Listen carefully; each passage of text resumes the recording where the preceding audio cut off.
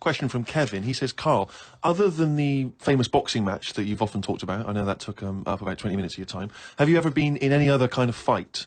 I don't suppose a slanging match. I think they're talking, have you ever been in a physical fight? Once that I can remember. It was over a woman. Well, a girl. I was at school. Yeah. And it was because, like, it's hassle, innit? Right, relationships when you're younger. How old were you? About 7. It was over a woman. Go on then. Yeah, go on.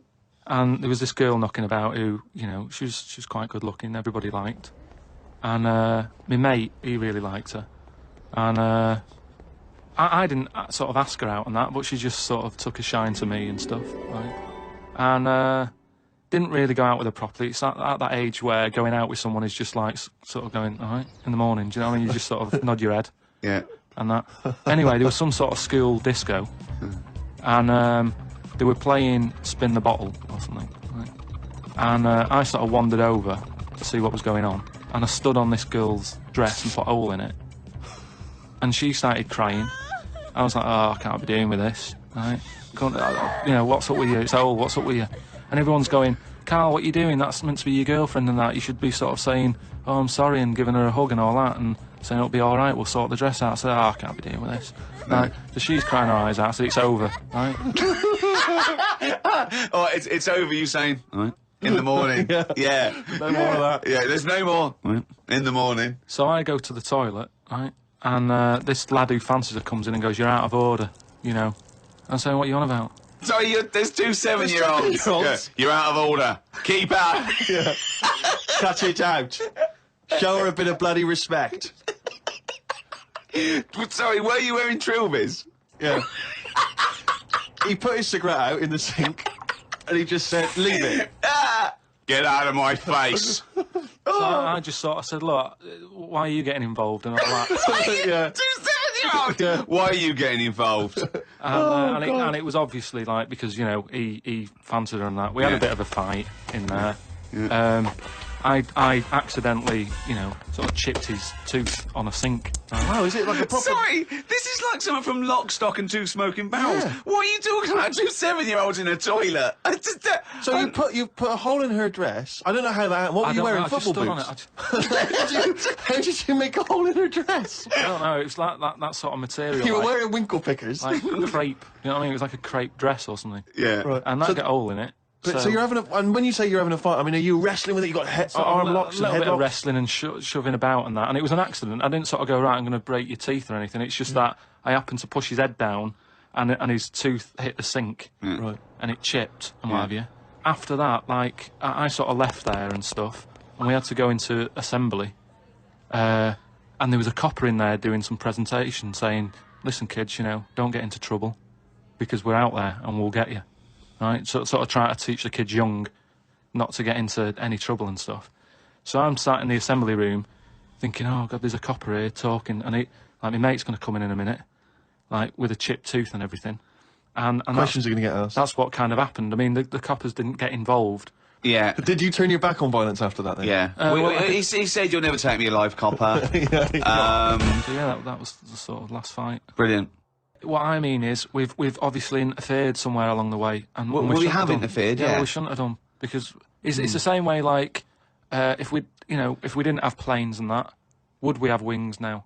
If we'd have needed to get about, would we have had wings? No, the answer's no. Next. No, but you say that, but look at the way... Because he's right, he says it because he's right. No, but all I'm saying is you see that little picture of like an ape to man. Yeah. At first, they're crawling about on all fours because probably you're looking for food, so you want to be down there. So Right. if you're on both legs, you're missing stuff that's on the floor. What sort of time period do you think this... Because, I mean, we started, you know, dabbling with a plane maybe 100 years ago. So what sort of time period do you think this little thing who's scrabbling around looking for food stood up and walked? I don't know. I sort of don't worry about time. Sort of Well, I'll tell you now, we behind wouldn't have Rome. wings now. If the Wright brothers had said, oh, forget it, we wouldn't have wings now. Well, it's that time again. It's the feature that the world is saying could rival Monkey News one day. Ready? Oh, what's he written today?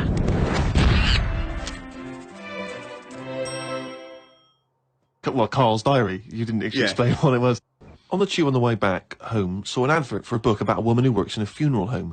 She went into work one day, she goes to work on a body, she takes the sheet off of one of the bodies, and it looks exactly like her. This is called a doppelganger. What's a doppelganger to you? It's the thing I read about ages ago where someone was walking down the street. Yeah, and he sees someone who looked a bit like him. And no, this was weirder than that. Go on. He remembers, like, going down that street as a kid on his bike, whistling. Yeah. And then he's walking down the street, going to get some milk or whatever from the shop. Little bike comes whizzing past. He hears the whistling, he goes, that's weird. Looks at it, it was him when he was a kid. So it's like a time... Shit. What do you mean it was him as a kid? This is like a different form of doppelganger. It's just... Well, it's impossible, it's rubbish. Some sort of time thing, isn't it? No, it's time, not even that's impossible, so don't It's worry just some about kind it. of time thing, Rick. No. Yeah, it's just something some you kind of time read thing. again on the internet, or it was a short story, or something someone told you. On my walk back from the tube, I saw a jogger who was pushing a pram at the same time. The kid looked terrified. Got my science book out. It said that the static you get on the telly when a channel isn't tuned in properly is radiation that is still knocking about from when the Big Bang happened. I thought about the Big Bang and wondered if it was really a Big Bang, or did it just sound louder as there was no other noise to drown it out. Good point, though, isn't it? Carl's diary, Rick, never ceases to amaze. We do, of course, Rick, every week get thousands of emails. I mean, it's Freddie from Winchester says, of course, it was recently Valentine's Day. What's the most romantic thing that you've done for Suzanne, Carl, that you can think of? I don't really do all that. Sure. Valentine's Day stuff. It's just... The problem is, if you do it once, they expect it every year. Yeah. That's the problem with Christmas and stuff, innit? It's like, it's become, that's what you do now, every year. Every day, yeah. So I prefer to just sort of wait, you know what I mean? And you know, if I think of an idea or I know of something that she wants, I might get her something, but I might not do it on Valentine's Day. It's that thing. It's like how I've said about Pancake Tuesday. Make it Pancake Wednesday. Have it when you want. Why am I waiting? Why am I waiting for someone to tell me when I can have a pancake? I'll have it today if I want one. Yeah. Do you know what I mean? Whereas Pancake Tuesday, no, I won't bother. I'll have trifle. So it's the same with this, you know, with Suzanne. Luckily, right? I mean, Valentine's Day and what have you, she was ill. Luckily. So we didn't have to go out. So I'd say, is he asking for advice? Well, I suppose, yeah, certainly you may as well give it. Treat them when they deserve it. All right. I remember once when Suzanne was ill, she had a fever, but there was no food in the house. What did you suggest to her? She was too ill.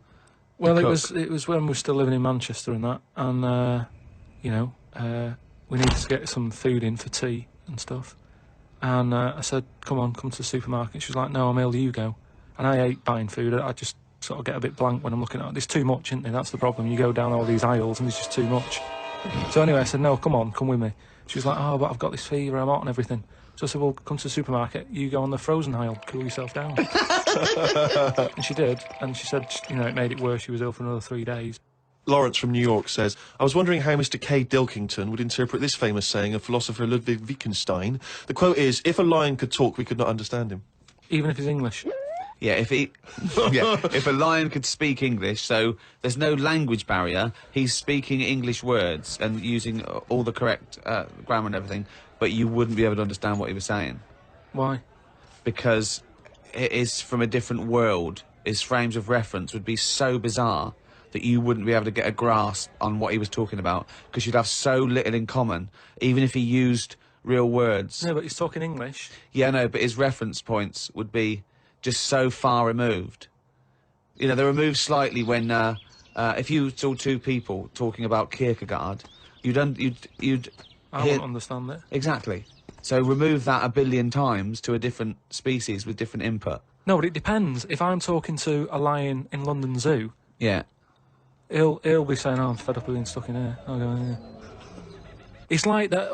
It depends what his background is. I mean, there's some people who might have lived down the road from me, but have a totally different life. Absolutely.